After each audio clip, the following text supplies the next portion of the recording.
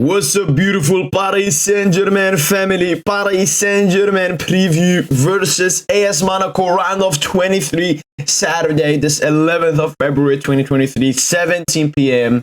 French time. That's Central European time for everyone at the Stade Louis II. So yeah, again, it's an early game against Monaco away. And listen, last Ligue game, of course, was a 2-1 victory against Toulouse. A great performance from individuals like Lionel Messi and Achraf Hakimi, cancelling out Van den Bommen's a beautiful free kick. But that wasn't really the last game. The last game was, of course, the very disappointing, very heartbreaking defeat to Marseille at the Velodrome, knocking us out from the Coupe de France. And I'm still not 100% over it. And yeah, this game, let's see if the players are over it. Let's see if the players are focused. Let's see if the players are here for redemption, revenge, showing something, showing some class, showing some dignity. Even though we will go away to Marseille again later on this month. Again, this game against Monaco, even though we have Bayern München coming up, we should still play with a lot of desire, a lot of hunger, because of the last performance. Of course, in Monaco, they went to Troyes and beat them 2-0. Goals from Maripan and Bril Embolo. Missing players, of course, that's a key thing here for the fixture. Kylian Mbappe is still out injured. Presnel Kimpembe back in collective training, but not fit enough to play this game. Lionel Andres Messi is out for the game against Monaco due to a hamstring injury, but he will be back for Bayern. That goes with Kimpembe and Mbappe, of course. Kimpembe will do everything to reach the squad for the game. Kylian Mbappe, there are very positive results so far for his availability for the Bayern München game, whilst Mukiele and Renato Sanchez are out for between 1 to 3 weeks for both of them. The predicted lineup for Paris Saint-Germain, no 100% predicted lineup, but this is what the most logical for me, in my sense. Gianluigi Donnarumma in goal, Dembele and Nunez right backs. Of course, Hakimi can feature, but he is feeling not 100%, not meaning that he's out or he's injured or anything. But I think maybe Galtier opted to play Dembele in this game for that reason. Marquinhos Ramos centre-back partnership, Warren Zaire-Emery, Marco Verratti, Fabian and Vitinha in midfield, and Neymar Jr. and Ekitike up top.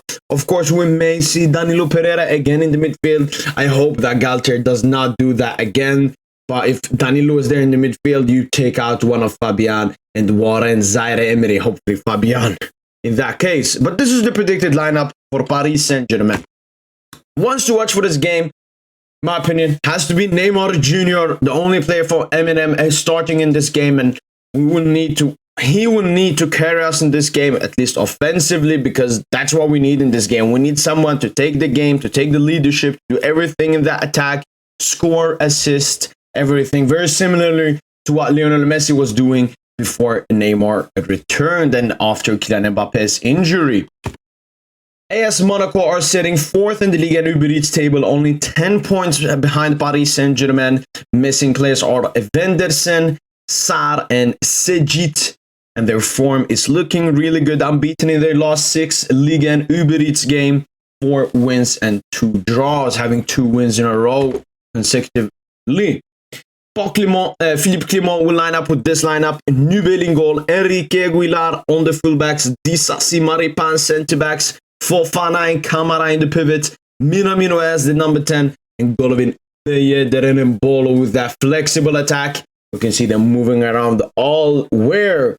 But key players from this Monaco side, and we have to talk about last outing versus Monaco, and that was Camara. Camara had a really good game, especially man marking Messi in that game. Of course, no Messi in this game, but he will be a one to watch from this Monaco side. Of course, Embolo is playing really well, and Minamino played really well last game as well. But there's only one wants to watch from this AS Monaco side, and that is Wissam Ben Yedder. Was rested last game versus Clermont for AS Monaco and has 12 goals in Ligue and Uber Eats. Only 2 goals behind Balogun, who is the league and top scorer at the moment. And Ben Yedder, he will be the man to mark, the ones to watch from this Monaco side, maybe even the ones to watch in the end of the game. We will see. Because last time we went away to Monaco, Ben Yedder had a show. Ben Yedder had the show, and of course, it was a very dismantled Paris Saint-Germain side after that defeat to Real Madrid in the Champions League. This is a different PSG side, but again, the PSG players, are they really focused on this game? I don't know. The last game between the two clubs was at the Parc des Princes, a 1-1 draw.